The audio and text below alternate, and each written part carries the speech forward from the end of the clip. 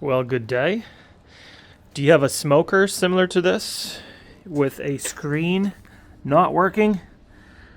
Well, I was able to order one under warranty, and guess what I found?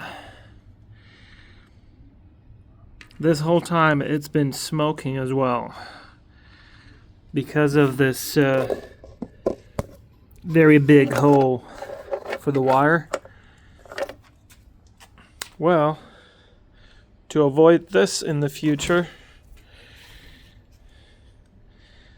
I'm gonna use some tape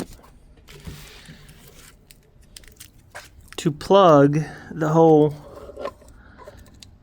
and avoid the problem in the future with this new screen.